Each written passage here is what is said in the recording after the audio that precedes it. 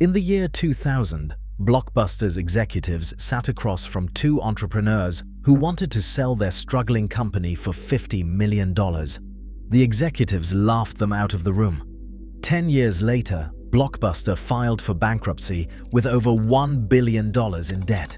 The company they rejected, Netflix, is now worth over $300 billion. That $50 million meeting became the most expensive rejection in entertainment history. This is the story of how the most dominant force in home entertainment chose to protect last month's profits instead of securing the next decade's survival, and how that choice erased a $5 billion empire from existence. At the turn of the millennium, Blockbuster wasn't just a company, it was an institution. Founded in 1985 by David Cook in Dallas, Texas, Blockbuster had transformed from a single store into a retail empire that defined how Americans consumed entertainment. By 1999, the numbers were staggering. Over 9,000 stores worldwide, $5 to $6 billion in annual revenue, approximately 60% market share of the US video rental market, more than 65,000 employees, brand awareness exceeding 90% among American consumers. Every suburban strip mall seemed to have that blue and yellow storefront. Friday nights meant one thing: a trip to Blockbuster. The company's competitive moat appeared unbreachable. Blockbuster leveraged massive purchasing power with Hollywood studios, securing exclusive rental windows that smaller competitors could not match. Its real estate footprint made convenience a structural advantage. And then there was the profit engine that customers loved to hate: late fees. Those penalties generated between $300 million and $800 million annually, representing roughly 10% to 16% of total revenue. Customers complained constantly. Blockbuster collected constantly. From the boardroom's perspective, the war for home entertainment had already been won. By 2000, Blockbuster faced a problem it could not see. The threat was not coming from another video store. It was arriving in a red envelope. In 1997, Reed Hastings and Mark Randolph launched Netflix from Scotts Valley, California. Their model was simple: rent DVDs by mail with no due dates and no late fees. Customers paid a flat monthly subscription and kept discs as long as they wanted. On paper, Netflix looked like a footnote. DVDs was still a niche format. Only 10% of American households had DVD players in 1999. Broadband internet remained uncommon, and Netflix's subscriber base was microscopic, fewer than 300,000 members by 2000 compared to Blockbuster's tens of millions of weekly customers. But the underlying dynamics were accelerating. The DVD format was smaller, cheaper to ship, and offered significantly higher video and audio quality than VHS. E-commerce had survived the dot-com crash and was gaining mainstream acceptance. Most importantly, customers were making their dissatisfaction heard. Surveys consistently showed that late fees ranked as consumers' #1 complaint about video rental. Netflix's subscription model attacked Blockbuster's most profitable vulnerability. No late fees meant no penalty for keeping a movie an extra day. No trips to the store meant no gas, no parking, and no checkout lines. The value proposition was freedom itself. Blockbuster's leadership saw none of this as threatening. Store traffic remained high, cash flow was steady, revenue was measured in billions. Netflix's revenue was measured in millions, and it was losing money every quarter. From the vantage point of Blockbuster's Dallas headquarters, Netflix wasn't competition. It was a rounding error. The disruption didn't look like a fire. It looked like a candle flickering in the distance. Blockbuster's executives made a calculation that seemed reasonable at the time. This wasn't a threat that demanded immediate action. It was a curiosity that could be addressed later if it survived at all. Then Netflix's founders asked for a meeting. In early 2000, Reed Hastings and Netflix Chief Financial Officer Barry McCarthy flew to Dallas with a proposal. They wanted Blockbuster to acquire Netflix for $50 million. The deal structure was straightforward: Netflix would run Blockbuster's online operations under the Blockbuster brand, while Blockbuster would handle marketing and in-store promotion.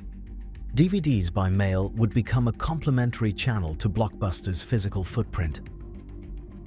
The meeting did not go well. According to multiple accounts, Blockbuster Chief Executive Officer John Antioco and his team barely concealed their skepticism. When Hastings presented the $50 million price, Antioco reportedly struggled to keep a straight face. McCarthy later recalled that they just about laughed us out of the room. From Blockbuster's perspective, the rejection seemed logical. Netflix was burning through cash, losing money every quarter. Its subscriber base was a fraction of Blockbuster's customer volume. The DVD by mail model appeared operationally inefficient, with warehouses, postage, inventory management, and shipping delays. Physical retail margins were proven. Subscription economics were speculative. There was another calculation that went unspoken. Acquiring Netflix meant validating the no late fees model. That validation would cannibalize hundreds of millions of dollars in annual penalty revenue.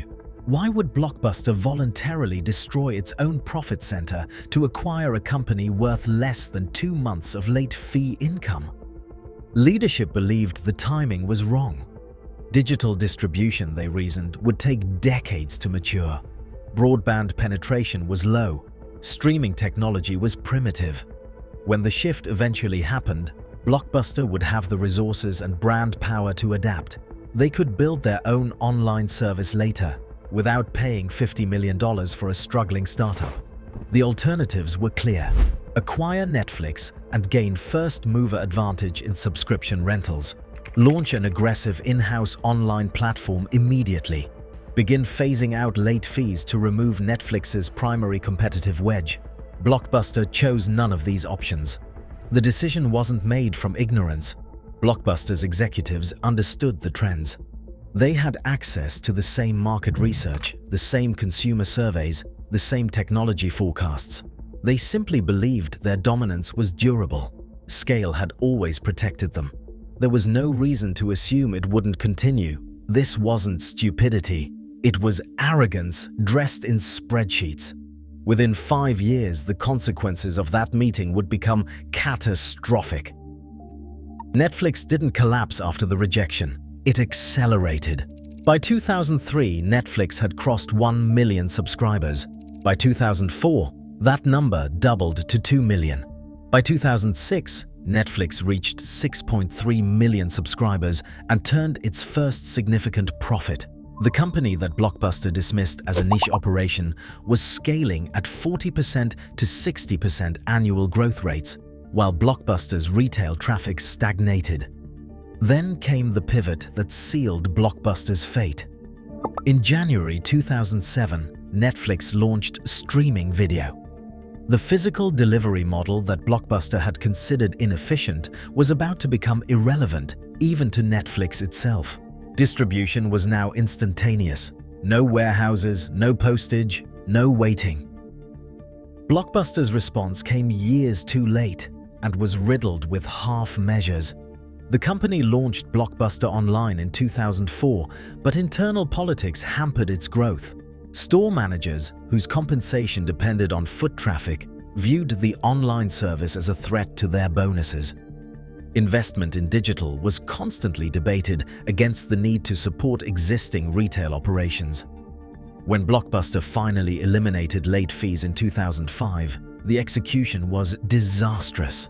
The company replaced late fees with opaque restocking fees that confused customers and triggered lawsuits.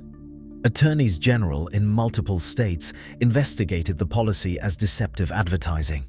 The initiative, designed to neutralize Netflix's advantage, became a public relations catastrophe. The financial deterioration was relentless. Blockbuster's revenue, which had peaked near $6 billion, began dropping. Same-store sales declined year after year. The company took on increasing debt to fund operations and attempt digital investments. By 2010, Blockbuster carried over $1 billion in debt obligations. Store closures accelerated. The 9,000 store footprint shrank to under 5,000 by 2009, then below 3,000 as bankruptcy approached.